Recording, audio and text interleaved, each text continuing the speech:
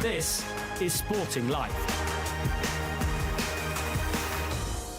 Hi everyone, welcome to the Sporting Life Racing podcast. I'm Ben Linfoot, delighted to be joined by Graham Cunningham, Ed Chamberlin, David Johnson and Billy Nash to discuss all the hot topics in racing, including the three-day July festival, which we'll look back on from last week. We'll speak to Ooshi Murphy as well about his brilliant meeting where he had 5 winners, and we'll have a quick look ahead to the Irish Oaks and the Weatherby Super Sprint as well.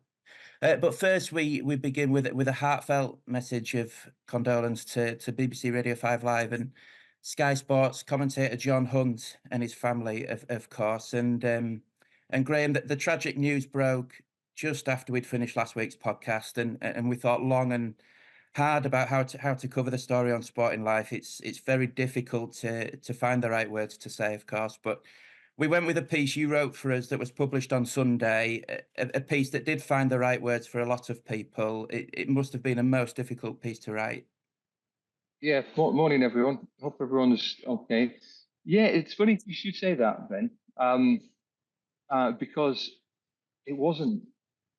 Loads and loads of people have messaged me to say that must have been hard to write, and also I wish you'd never had to write it. Obviously, it's one of only 2 or 3 instances in my entire career when it's like plucking it out of the air. It's just there. And the reason it's there is from the moment we came off recording this podcast this time last week and the news broke, it's just barely out of your thoughts. You're doing your other stuff, you're doing your family stuff, you're doing your career stuff, your sports stuff, whatever. But it's just there.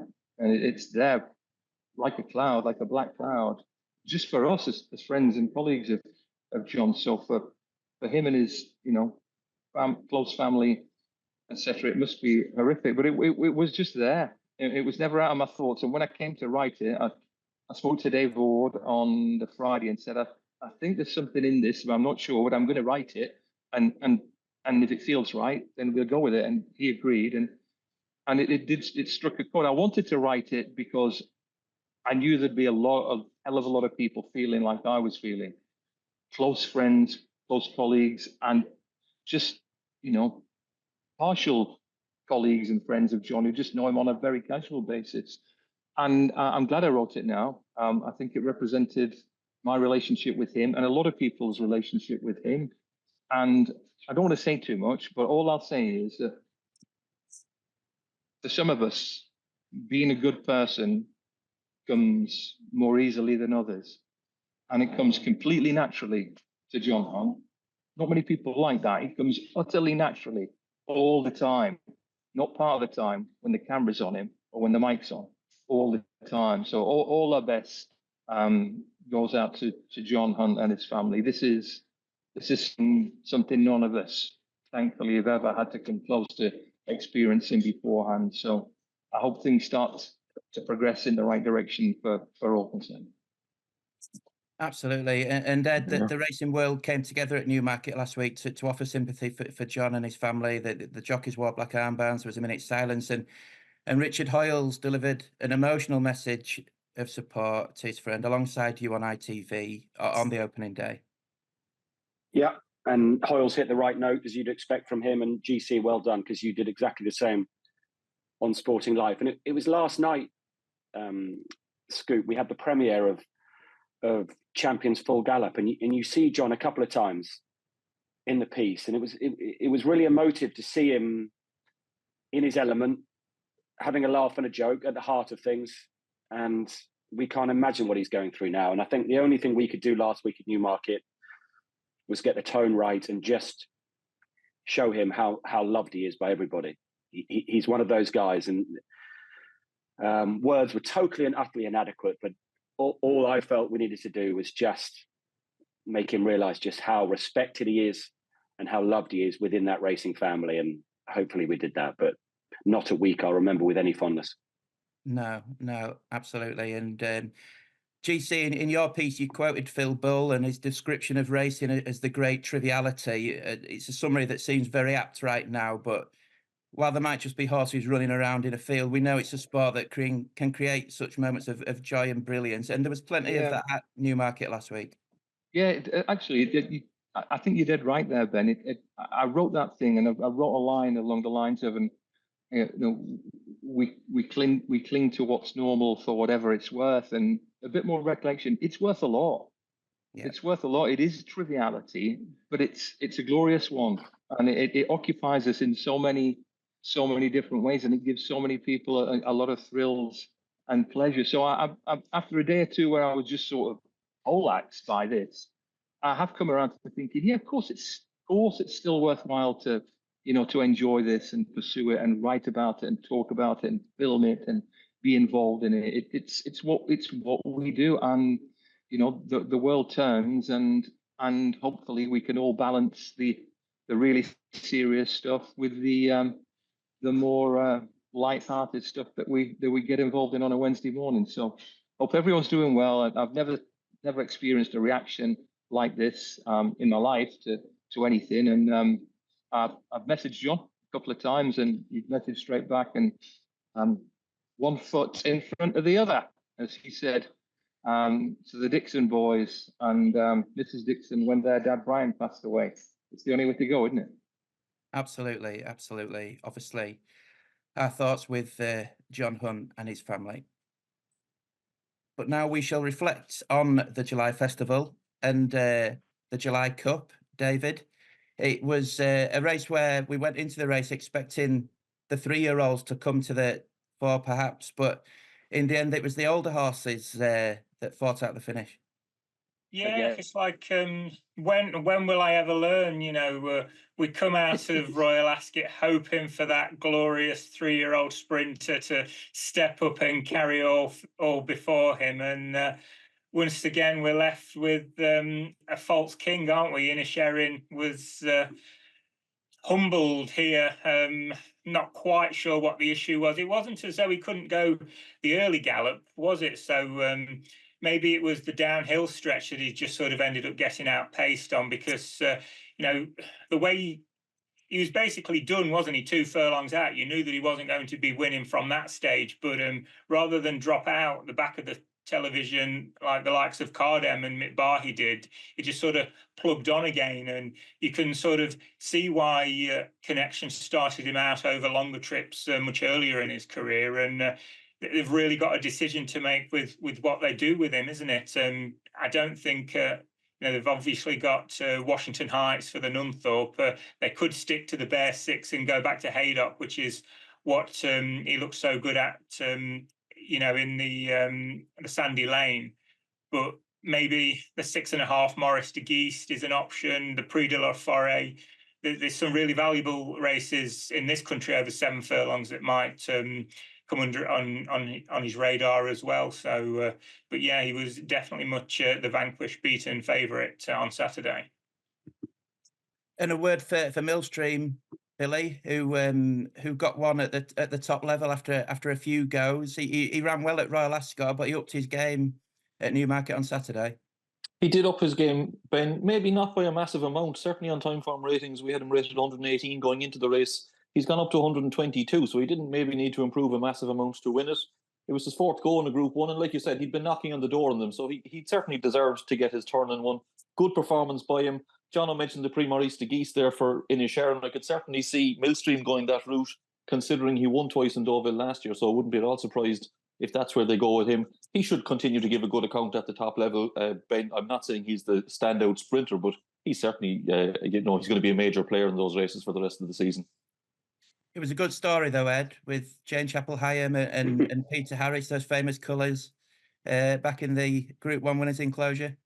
Yeah, I love those colours. Grew up with those colours and the success he had. The cap's different, though. I think his daughter has the first choice cap, which was the colours that you really loved growing up. And listen, that lot are going to take turns beating each other. It was a lovely story. I'd love Swing Along to have her turn as well. She deserves to win a big one. She's very, very likeable. The 3-year-olds Eclipse, they were disappointing. Van Dijk doesn't have that stature he did as a 2-year-old when he was a bull. He's lost that a little bit, even though he ran well, and the vibes were, even though the Crisfords were absolutely flying, the vibes just before the race was he's probably going to need it. So I don't think he's been easy. So I wouldn't give up on him. And Jassur's an interesting one moving forward, Scoop, because I thought, and Richard Hoyles buzzed down to me saying he's absolutely going to post like a lamb. And he thought, crikey, this might be the day he's more tractable. Gates opened and he pulled like stink. And how he finishes so close in these races, having used up that amount of gas, I do not know. What they'll do will be interesting now, because you maybe let the handbrake off him. He's not in the Nunthorpe, but supplementing for a race like that, maybe it's going to be 5 furlongs with a handbrake off for him. But he's the 1 3-year-old I certainly wouldn't give up on from that race. He eventually found the key to Harry Angel, didn't he, Clive Cox? And it's interesting, obviously, he always kept him to 6. They never went back to 5 with him. So it's interesting, like you say, that they never even bothered with the Nunthorpe entry for Jassur. And it just makes you wonder if Clive has got a plan for Jassur. Obviously, Harry Angel kept in training as a 4-year-old as well. Maybe Jassur could just... He's getting there, hopefully, but the ability is definitely there, isn't it? You saw the mid-race move he made at Ascot, and it was the same again. I thought he might even win this race at one stage, but he's just doing far too much, isn't he, in the middle part of the race? Yeah. I wonder if it's time to, like Ed says, just go bombs away and let him blaze over 5. He doesn't have the Nunthorpe entry, but when you think of what sort of Winter Power and Living the Dream did at York, that just sort of out and out brazen speed can be a dangerous weapon there. But it's the Racing Post. It's quite a neat idea doing the Cliff Horses series at the moment, and I'm getting towards the precipice for Jassur at the moment. Yeah, I think he's in the Flying 5, or he certainly could be pointed at the Flying 5 at the current. So that'd be an option for him. These sprint races, yes, they're lacking a star performer, but that means that every time that they take each other on, we are guaranteed a really interesting, fascinating race, aren't we? Where you look at it and think, well, maybe such and such will come forward under these conditions. These conditions won't suit such and such. And, Haydock Sprint Cup, it's going to be a 4-1 the field race, isn't it? And that is something to be celebrated. You're right. The betting wouldn't be much different if it was a Group 1 handicap, would it? No. It would be hardly different at all. The weights wouldn't be that different either. No, that's right. The July Cup, though, it is very different to other Group 1 sprints, isn't it? It's a quicker 6 furlongs, especially at that time of year and on the track. You can see horses like Inisherin in maybe a Sprint Cup or a Champion Sprint bouncing back on those stiffer 6 furlongs. I think the other thing about Inisherin, Ben, was that he has been on the go since March. He started in the all-weather in March, so maybe he's just had a pretty busy spring, and it might just have caught up with him. And I wouldn't be at all surprised if they do give him a little break and he comes back a better horse in the autumn. I wouldn't be dismissing him at all. Swing Along is the other one. I don't see her in the Nunthorpe, but I'd love to see her going there, because surely she'd take a bit of pegging back in the Knavesmire, wouldn't she? Can we give up on River Tiber now, Billy? Yes, Ed, I think we can. I'm not sure we'll see River Tiber this side of the world anymore. I think he could be shipped off to sunnier climes, I'd imagine. Yeah, it was a bit disappointing from him, wasn't it? Ed, how was Saturday? How was Super Saturday on ITV? Now it's under the Premier Racing banner. Did it feel different to previous years? No. No. Just Relentless. No. It was popular. Viewing numbers, I think, probably helped by the rubbish weather, really. That was the most popular in terms of viewing numbers we've had outside of COVID for a Super Saturday. So punters enjoy it, which is good. Again, I'll repeat it. It just means there's just too many good races.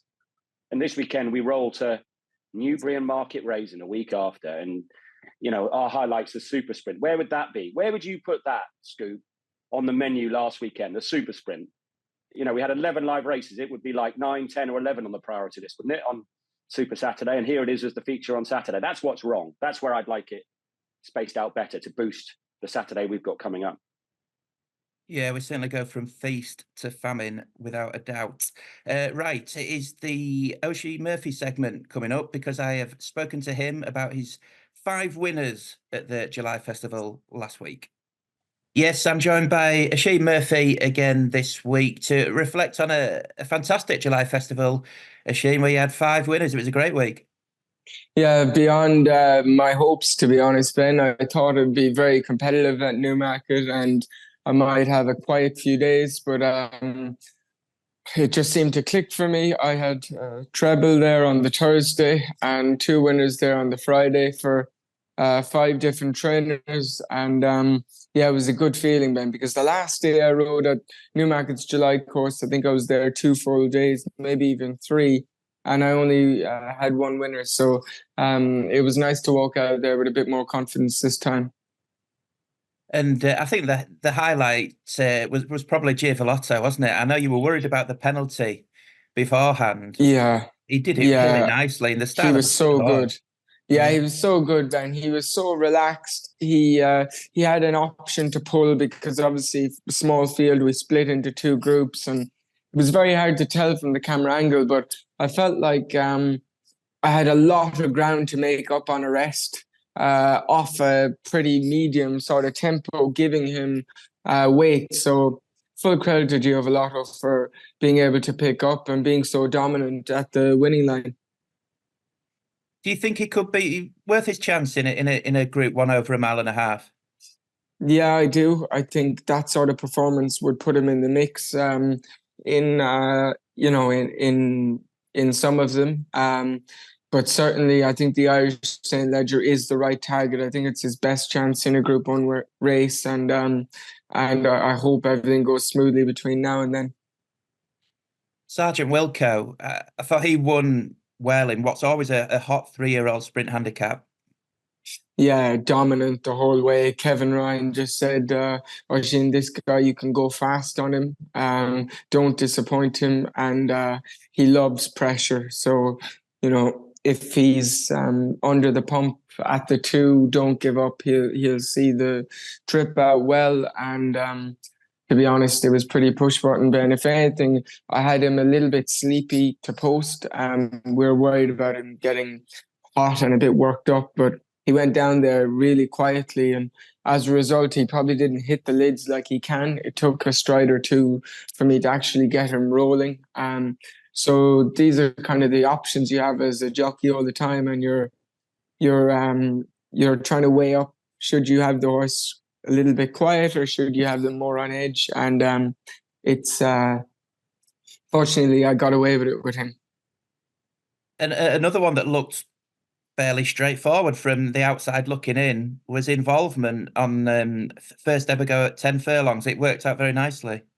Yeah, it did. It was actually one of the slower times of the day, and maybe it was just the fact that into that turn, the 10 furlong stand, the July course, you obviously have to navigate the bend, whereas on the Rolling Mile, it's a straight 10 furlongs. And maybe it just the first furlong and a half or so we didn't let fly, but I thought Involvement was very good. Then he picked up from the 4 to the line. I really enjoyed riding him. He's not an over big horse, but I think he's a horse that listeners can really keep on the right side of. I think he's going the right way. And this Fairbanks, I mean, he was backed like he couldn't be beaten. And is he an E-bar horse, Oisín? Because he looks like it could be very ideal for York, really. Yeah, I just think that Andrew's other fella, and he hasn't confirmed it with me, so someone better ask him. I just think Relentless Voyager, although he's going to have a lot of weight, is a better horse. He's a faster horse, and he's an easier horse to ride. Fairbanks, the idea, I spoke to Andrew earlier last week, and I said, can we have blinkers on instead of a visor? And the difference is in a visor, they can see a little bit behind them because there's a narrow slit, whereas a blinker, they can't. And it certainly helped him concentrate, but he was also very keen the second halfway to the start. So the first half at Newmarket, and then you pull up at the bend and go your next 6 furlongs at the mile 6. And I was thinking to myself, God, have I done the wrong thing? Because this guy was just about controllable, and anyway, he was good, and he concentrated. He gave me some feel. I think between 3 and the 2, he dipped under 11 seconds. He was class apart. It must be unusual to have a horse that's keen like that and then be so powerful at the finish of a long distance race like that. Yeah, he's obviously hard fit now from races, but yeah, he didn't end up going that fast, but he still really took me on and would have gone very fast if I didn't get into that argument with him. So So yeah, you're dead right, Ben. It really normally when they do that, their chances are finished. Another one that I put down in my notebook for York, Oisin, was Tactician after finishing second at Ascot on Saturday. Yeah, you're dead right. He would be probably fit into the Melrose category. But if you ask me, and I didn't see how Contacto was going, but if you ask me to choose Contacto or Tactician, I think Contacto was the better horse at the moment. And he was definitely in the Melrose picture when Andrew and I spoke about it 2 weeks ago or whatever. Okay. And then you flew over to Longchamp on Saturday evening for Tamfana, who was fourth in the end in the Grand Prix de Paris. Yeah, she ran a good race, but it was a good run, but she didn't stay. And I'm sorry to her trainer and her group of owners, and obviously the listeners here, because I was certain she would stay. I thought Soldier Hollow, doesn't matter the ground really to her. She always hits the line and gallops out, and I can't pull her up. She did it at Newmarket with Jamie, obviously in the Guineas. She did it with me over an extended mile and a quarter in the Diane. But we went a more even tempo the other day at Longchamp, and 3 strides after the line, she was back to a trot. What do you think then? Back to 10 furlongs? I think so. It's just hard with the timing now. Do you give her a little bit of a break, or do you keep her on the go and try and get her to Goodwood? It's a little bit difficult with timing, but the Romney is probably the obvious race for her. Great stuff. Just one to look forward to this weekend, Oisin, without obviously final decks and everything, but you are confirmed to be riding It Ain't 2 for Hugo Palmer in the Weatherby Super Sprint at Newbury. Yeah, she ran a career best at Sandown, and I thought and bumped into a very good colt and James Doyle's colt. And often at Sandown, because the track is so stiff, particularly when there's juice in the ground, even when there isn't, the 2-year-olds, they go fast. They kind of go fast over the road.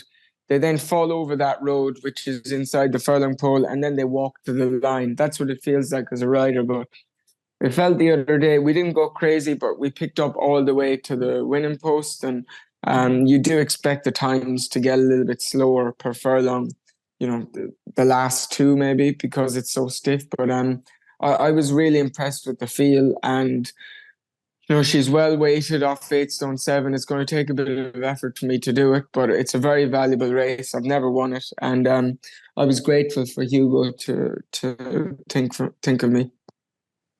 Thanks very much to Ooshi Murphy. What a duo. What a duo always. you two are. You're going to have your own show soon, Scoot. That's good stuff, that. I have listened to all your pointers, Ed, about how to interview a champion jockey and get the very best out of him. And I think I'm learning slowly but surely. No advice from me. A few little news segments now before we take a deeper look into the July Festival. And GC announced this week that Gerald Mosse had announced his retirement. Yeah, amazing. We had all the hoopla over Frankie last year. Frankie, 52, maybe nudging 53. The Grand Gerald, as they call him in France, 57. He was champion apprentice, lads, 40 years ago, 4-0 in 1984. That's when he was, and he's been pretty much an elite rider, whether it be in Europe or the Far East, ever since. And a great stylist, a great man for the big day. And it just got me looking back to some of his big wins. Yeah, Saumarez, Indy Arc, Sayuni, most recently. My 2 favorites, I don't know, 1 or 2 you might have something to add to this. Immortal Verse, last of first swoop in the Coronation Stakes about 9 or 10 years ago. But most of all, it was 01 or 02, the Dubai Duty Free on World Cup night. It was a sensational race. You had a rematch between Fairy King Prawn, Hong Kong superstar, and Sunline, big top class mare from down under. 3 of them hammer and tongs through the final furlong and a half. And Mosse on gin and tonic, a real globetrotter himself, just getting the better of a 3-way goal later on. But what a career he's had in the saddle, hasn't he? Yeah, fantastic. Any other Mosse memories from the panel?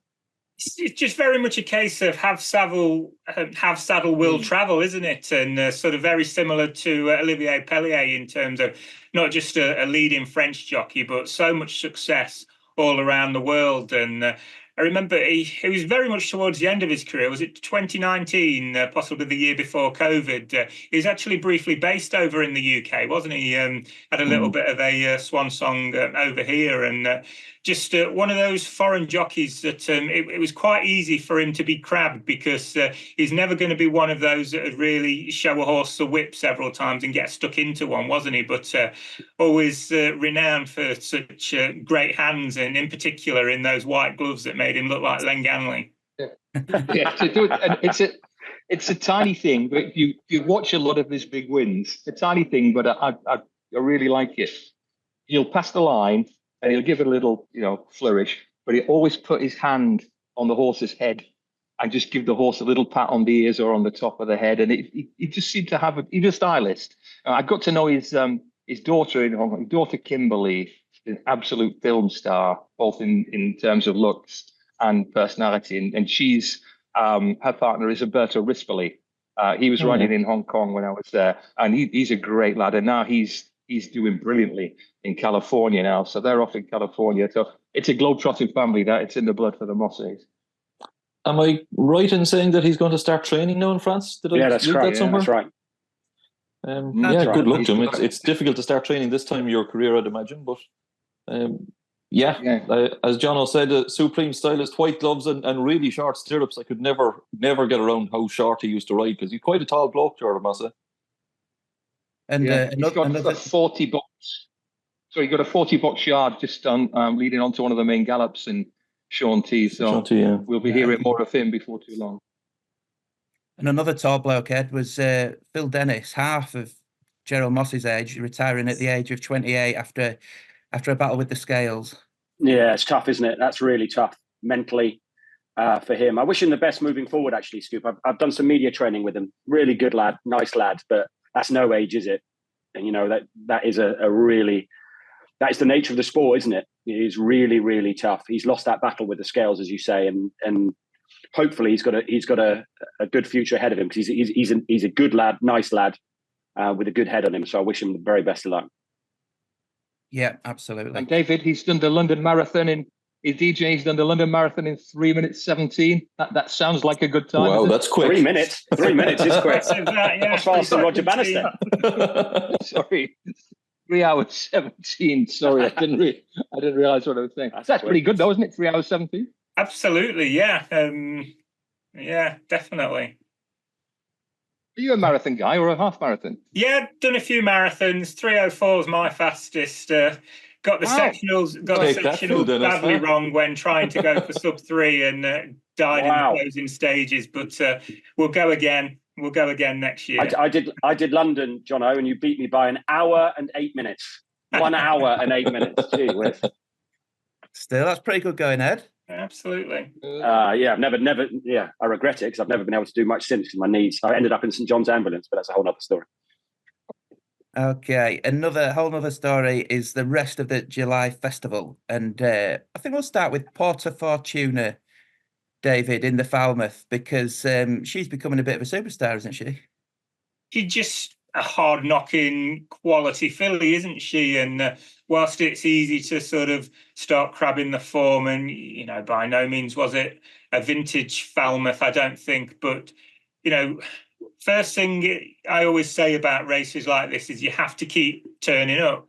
It's quite easy to for a horse to run below par and then everybody say, oh, well, such and such would have beaten him. We had it with the Eclipse last week when City of Troy, he was there, he turned up, got the job done. White Birch didn't, and people were happy to sort of say, oh, White Birch would definitely have beaten him. But Porta Fortuna, she's there, she's turning up, she's got another Group 1 on the CV now. Obviously, this was taking on the older horses. It goes really nicely with the Coronation Stakes. Cheveley Park winner last year as well, touched off in the Breeders' Cup. It's just a really good CV that she's putting together. And, yes, I wouldn't be in a hurry to necessarily have her on side if she takes on the Colts next time. But that's no reason to knock her for what she's doing. And she's just a really likeable filly and been well campaigned by Donica O'Brien. That's the next Billy, step. she's had 10 runs for Fortuna. The last 9 have been in group races, and the last 7 have been in Group 1s, and she's only halfway through her second season. It's quite a CV, that, really, isn't it?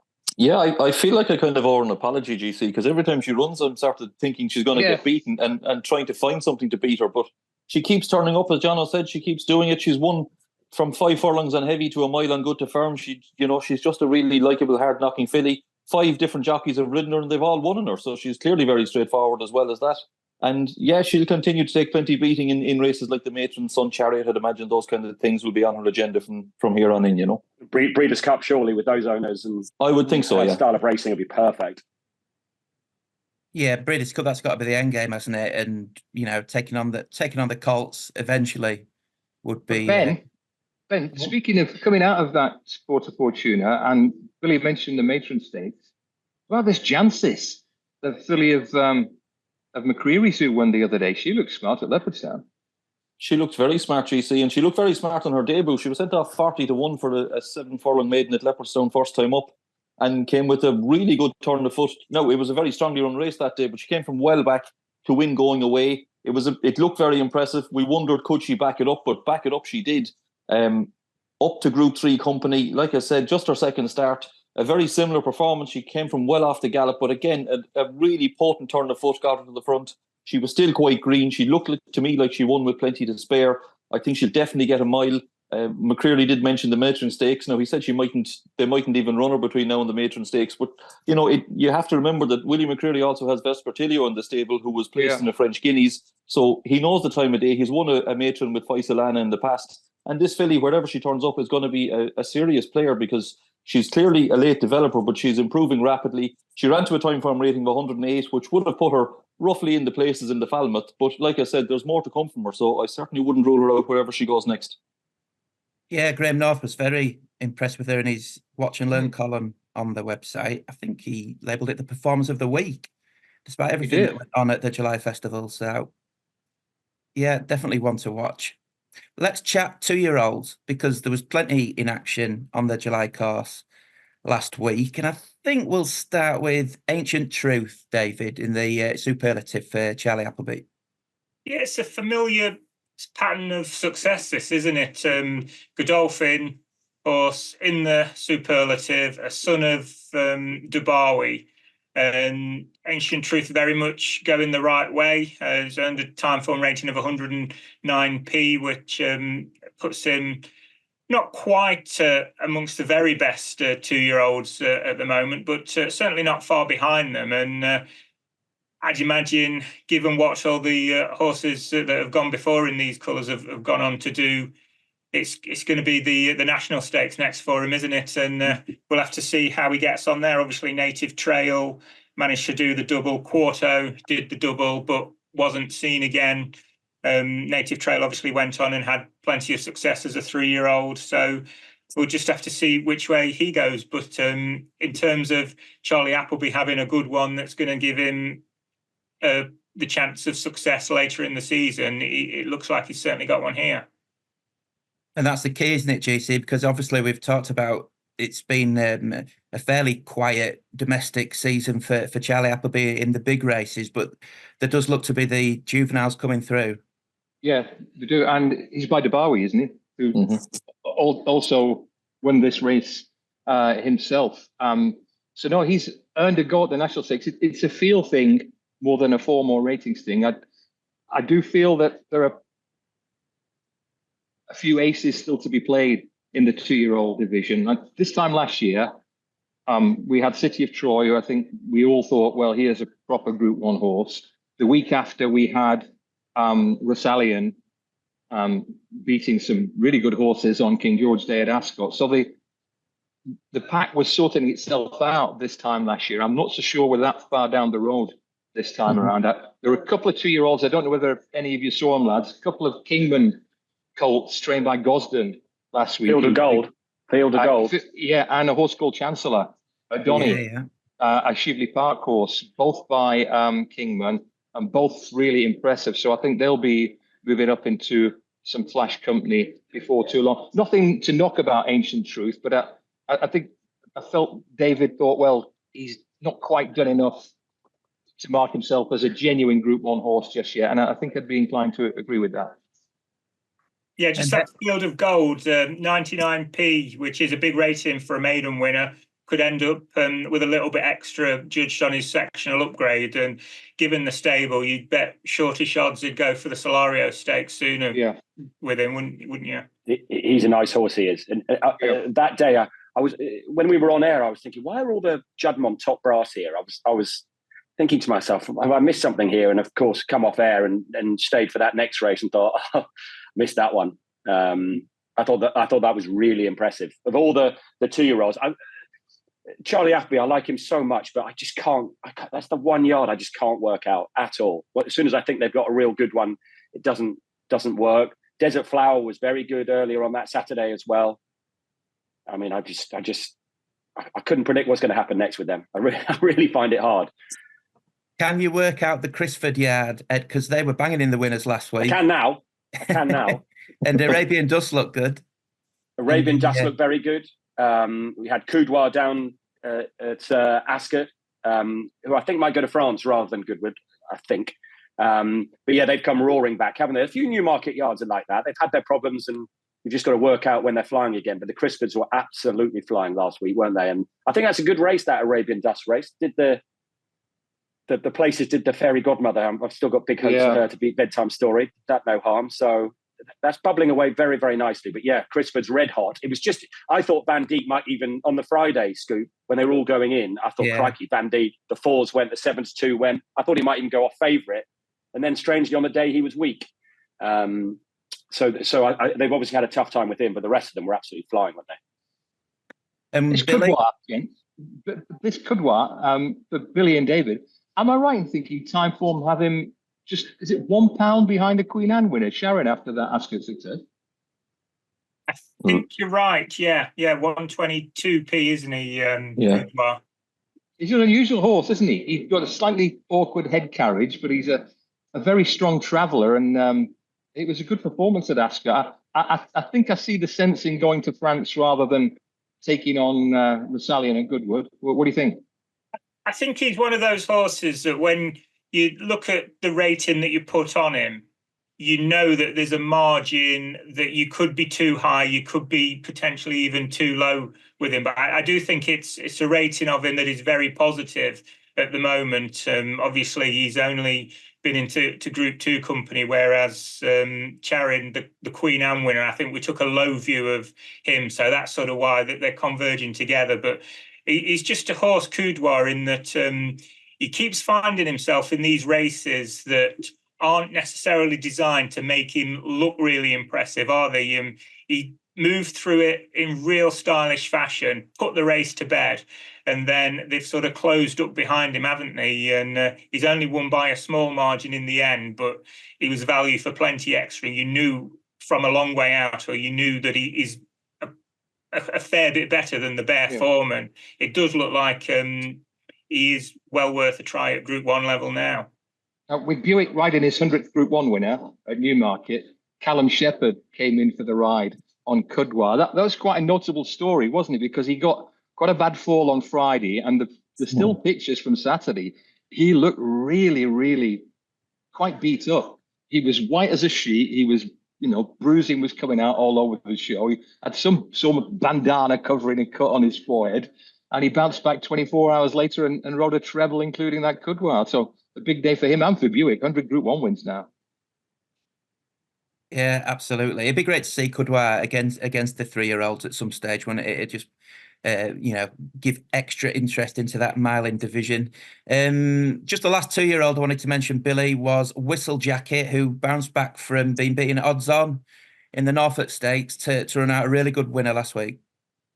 Yeah, much more like what we were kind of expecting him to do at Ascot, Ben. I think probably in hindsight, stepping back up to 6 really seemed to suit him, and probably an ease in the ground as well. The ground was quite quick at Ascot, so I think the combination of those factors both played to his advantage at last week. But yeah, he was a ready winner. I thought he won with a little bit more in hand than maybe even the bare margin would imply. He hung across the track when he got to in the last furlong. I think there was a bit more in the locker. he's similar in ways to Little Big Bear, but I think he'll probably end up staying a bit further than Little Big Bear. He looks like a horse that'll get 7 already. And I thought it was interesting the Coolmore contingent afterwards were talking about maybe the Prix-Morny for him rather than the Phoenix Stakes. It looks like Henri Matisse is probably going to be their Phoenix Stakes horse at the moment, so they're probably trying to split their races a little bit. Looks like he'll go to France. And yeah, he's a horse that should be winning a decent 2-year-old race before the year is out. But like I said, unlike Little Big Bear, we might actually see him staying a little bit further as he develops, Okay, the last one I wanted to ask about at the July Festival was this Lotto, who defied a penalty under Ooshi Murphy in the Princess of Wales Stakes. I mean, he's just a remarkable horse, isn't he? And is he the sort of horse now that can strike at the top level and perhaps even over 1.5 miles? I think the Irish St. Leger's made for him, isn't it? Absolutely perfect for him. Because Marco Botti's been at pains to say he's not an out-and-out stayer. I'd be surprised if he was good enough to beat Group 1 company at 1.5 miles. It was a fascinating race to watch, that Scoop. Because I absolutely, you probably know, I love my cycling. Absolutely mad about the Tour de France in a minute. It was a little bit like watching the split in wins. Sometimes the peloton splits, and if you get caught on the wrong side, you're in real trouble. And you just knew Hamish, who probably wouldn't have performed anyway, because he got himself an absolute mess before the race. But Tom went to follow his wife and was in the wrong group.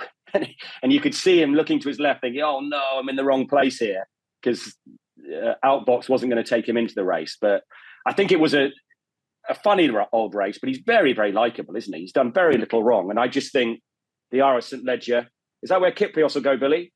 Kiprios I would think so, yeah. Lotto would be good clash, that. Good clash. That'll be made for Lotto, in my opinion. What do you make of him, GC?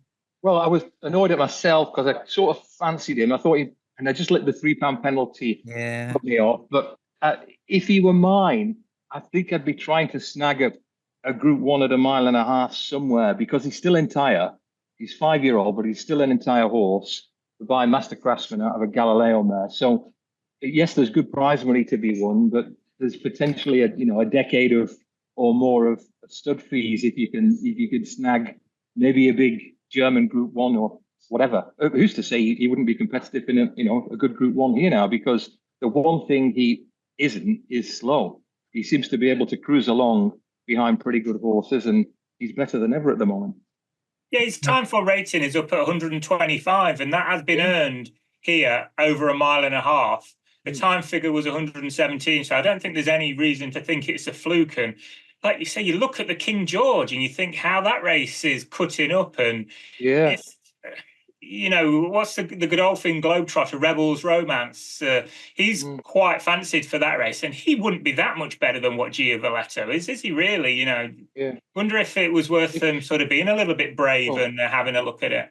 If he already had the entry, David, they would be very tempted to run next Saturday, I think, wouldn't they? Yeah, absolutely.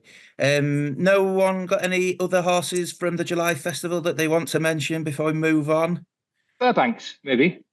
Fairbanks won what was a pretty good handicap in likeable style. And this shows how, do you think? Well, this shows how your great broadcasting partner, Ooshi Murphy, how sharp he is, that he got off straight away and he knew how much he's likely to go up and where you need to be to sneak in to the bottom of the handicap for the Ebor, which is pretty much 100, 102, Ben. That's about the mark you need these days, isn't it? And he's 100. I think he's 100 now after the rise for last week. So I think that would have to be a prime consideration. He's a horse with a real lot of natural ability, Fairbanks. He's got an unbelievable engine. Honestly, I thought he had no chance the way he pulled to post. And then he pulled in the race and still finished full of running, and the Sheen couldn't pull him up. So he's got the engine to be competitive in an Ebor. The Bahrain Trophy Scoop, which ancient was that? I get confused with my ancients. Wisdom. Ancient Wisdom. Better, but massive rounded action he's got. And funny race that, wasn't it? They went really far. My fancy Space Legend didn't turn up, got himself in a mess before the race, pulled too hard. So I don't think the race was up to much, but that was a bit better from him. I think for a Ledger, it would probably have to be on the soft side for him to have a chance. Yeah, okay. Just before we get into the weekend's action, David, we had a 1-2 for Roger Varian in the John Smith's Cup at York with Enfajar beating Botanical. We did, yeah, and the Varian stable have really hit proper good form over the last week or so, haven't they? Winners here, there, and everywhere, and obviously did it here in a really valuable handicap. And it's sort of one of we said it so often, haven't we? This weekend, the race sort of goes a little bit under the radar given all the group action elsewhere, but Enfajar, the rating that he's run to 114, Botanical as well, giving him weight off a mark of 107, beating only 100, beating only 1 3/4 lengths. He earned a rating of 117. So they're both sort of the performances of group class performers, and it's just a case of whether they decide to go down that route with them, or such is the prize money in these valuable heritage handicaps that it is almost worth keep going down that route for as long as you can as well, really. And I mean, Yukon Glen, he ran an absolute cracker as well, didn't he? Is he a past winner, I think, of this race years and years ago? 11-year-old now, but still life in the old dog, yes, I think. Old dog is perhaps a little bit unfair. But, 2018, I think it was. It's been called worse. Okay, let's finish off with a quick look at this weekend. It's pretty low key in Britain with the super sprint and market racing. But Billy, this is your time to shine, because it is the Juddmonte Irish Oaks at the Curragh, and it's shaping up to be a good race. We've had a couple of supplementaries this week, haven't we? We have, yeah, and they will certainly boost it. It's shaping up to be a good race without being a fantastic one, Ben, you'd have to say. Obviously, we don't have Ezalia, and we're not quite sure just how deep this middle distance fillies division is at the moment, but it's going to be very competitive. Currently on time form ratings, War Chimes is coming out top. Obviously, she was third at Epsom for David Manuzia. She was sent off a big price that day, but maybe Epsom didn't really suit her that well. So you could see her running well at the Curragh. The track should suit her a lot better. She's going to take on probably the Ribblesdale winner in Port Fairy of Aidan O'Brien's. First-time visor made a big difference to her, but Lava Stream is one of the ones that's been supplemented, I think, this week. So there was little to choose between them at Ascot. Can't imagine there'll be much between them this weekend either. O'Brien might also be represented by the likes of Content, who finished third in the Pretty Polly behind Blue Stocking. Now, she was ridden to pick up the pieces that day, Ben. She was dropped right out the back, but she was running on well at the finish. You could see her going an extra 2 furlongs, no problem. And on the pick of her form, that she would be certainly in with the squeak. Another O'Brien filly called Grateful would be very interesting, I think, if she turns up. She won the Stanera at Fairyhouse last week, which is 1 6 miles, but she's impeccably bred. She's by Galileo out of Teppen, who was a top American filly. Now, she looked quite green at Fairyhouse the last day. She still flashed her tail a little bit when she got to the front, but she's an improving filly. Reminds me a little bit of last year's Irish Oaks winner, Save the Last Dance, in that she's a real strong stayer. So I'd be interested to see what she could do if she did turn up. We have spoken about Lope de Lilas, the Willie Mullins trained filly, who's quite short in the betting. She's 7-1. Look, she's only won a Leopardstown maiden, a 1.25 mile maiden. She was impressive that day, but really and truly, she doesn't deserve to be the price she is based on what we've seen on the track. Obviously, the vibes about her are quite good, and she will be one of the favourites to win the race. But like I said, from a form point of view, she has plenty to find. So I think it's going to be a pretty open race. At this stage, I don't really have a proper selection for it, Ben. I'm kind of struggling to see what I'm going to back in the race. I'm going to wait and see close to the weekend. The ground at the Curragh at the moment is quite quick. There is a little bit of rain forecast, but maybe not a massive amount. So that'll have a bearing as well. But it's like I said, it's going to be a very competitive race. I'm not sure whether there's any actual star in the race yet, but hopefully one might emerge on Saturday. I think it's the Fram Berrin money, isn't it? Yes. Lope de Lilas. That was undoubtedly. Yeah. I had a look at her this morning when she won that Leopardstown maiden, and she looks very strong physically. She hit the line really hard, and she's one for those who he couldn't pull her up afterwards, because if you watch the video, she's careering away round the bend after the race is finished, and clearly has a lot of energy left. So she's interesting. The one point I'd make about that race is if you have a look at the Ribblesdale, if you like Port Fairy, and plenty will, you have to like Lava Stream as well, because I'm pretty confident that because of the way that race developed with a tearaway front runner and a very strong pace, I think Daniel Tudhope ended up getting into the heat of the battle a little earlier than ideal, and she still kept on fighting, clear of the rest. So I think if you like Port Fairy, Lava Stream, she's come a long way since she was well beaten at Thirst last year, She's this type of filly who could run well at a fair price, I think. And Ed, are you at your local track this Saturday? I will be at Newbury, Scoop. I will indeed. We'd love to add the Irish Oaks to our coverage on Saturday. Is it possible? It's possible. I don't know yet whether it will happen. I'd love that to happen because that would give everything a big boost. 3:45, I think, is the off time. So we'll try everything we can to do that, which will be good. The super sprint a lot will depend on whether that Royal Ascot horse runs in that race. The Hackwood. Lake Forest, I think, is interesting in the Hackwood. I quite like Lake Forest's return in the Commonwealth Cup, wasn't it? The Jim Crack winner. I think he still could be quite good. I think he'd be the most interesting horse for me on that Newbury card. And Summer Jumping at Market Raisin. We shall have Who is thought putting all of that. The David, was it you put?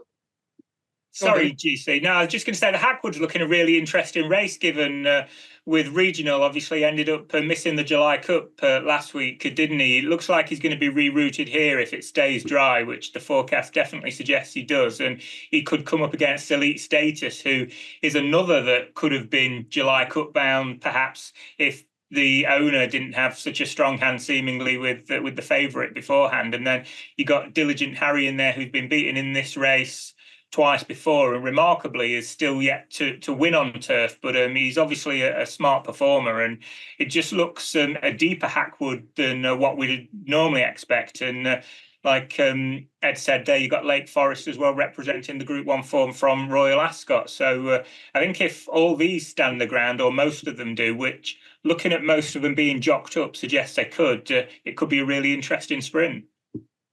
I go off piece slightly. David, was it you a couple of weeks ago putting in a positive word for Wiltshire after he won that good handicap at Newcastle on plate day? It might have been Matt Brocklebank, but it could have been you, David, was it? Yeah, I certainly talked about him when he won at Newbury, when he met all the trouble going, and then obviously he's backed that up since. Yes, yeah. He's entered on the undercard at the Curragh on Saturday. But Billy, how about this? Recently deceased, rest in power, the David Power Memorial Handicap, and for his old ally Eddie Lynham, also called Heavenly Power, looks to be coming to the Boyle quite nicely. He does. He's a regular in those events, and he'll certainly run his race again. Wiltshire is a bit of a standout, GC. I did notice him. William Haggis has a great record with the horses he runs in Ireland, so he'd be very interesting if he does come across for that. And one other one I'd like to mention, just on the Sunday card at the Curragh, the Anglesey Stakes. I'm not sure what's actually going to run yet, but a potential really interesting clash here. We've got Coward of the County of Joseph O'Brien's, who obviously ran so nicely in the Coventry. He'll take plenty of beating if he turns up, but I'm really interested and really looking forward to seeing a filly of Gerald's is called Babouche. She was hugely impressive down in Cork on her debut. She won a maiden by, I think, 5 lengths down there. I think she could be very smart, and it'd be very interesting if Gerald decides to take on the colts with her getting the fillies allowance. I think she'll take plenty of beating, so I'd be really keen to see her again. Babouche for Billy. I knew we'd get a tip out of him in the end, even though it's a no bet in the Irish Oaks. Good stuff. Well, time has beaten us, gents. Thank you. Good tip, though, Scoop. Friday, 9 o'clock, ITV1. I've seen it now. Champions Full Gallop. I think you guys will enjoy it. Yes, I got the review off Dave Ord this morning. He was at the premiere as well. Said it's very, very good. What is your review then, Ed? How many stars? Well, I think we were. It was a room full mainly of racing people who I think were bound to enjoy it. It was more a test of what others made of it, and it's got some great moments in it. You hear the jockeys down at the start before the King George. It's dynamite as they try and gang up on Shishkin. It's brilliant. It's absolutely brilliant. It makes me absolutely crave that kind of footage. There's a lovely bit at the end when Frodon gets rehomed with Bryony Frost, which I think will really, really capture the imagination of the audience, I think. It's good. It's good. It's really good. It'd be interesting. There was one thing about it that surprised you, Ed. One thing that you thought, "Ooh, didn't know, hadn't seen that." One angle they took that was sort of different from the way we might approach it. It's warts and all in the weighing room. I mean, Right. Bryony Frost gets left behind when they go out to ride in the King George. It's an uncomfortable moment. The jockeys are gone, and you hear Paul Nicholls say, "Where's Bryony?" And she's in the female section of the weighing room waiting, and then she has to sprint to the paddock. That surprised me and was a little bit uncomfortable. It's warts and all where the jockey's concerned. You know, Nico de Boinville talking about everything he's broken and stuff like that. It's that bit before the King George I most enjoyed. And there's one moment where they're talking about Shishkin starting. It's really well edited and put together. The production values are great. And Shishkin doesn't start that day at Ascot, and you just see Harry Cobden smile. And that's all it is, the Harry Cobden smile. He's the one who comes out of it as an absolute star, GC. And when you think of all these documentaries in different sports, you know, my kids watched Wimbledon last week, which they'd never do because they'd connected with a couple of the players from that documentary. You know, my son watches Justin Thomas because he loved him in Full Swing.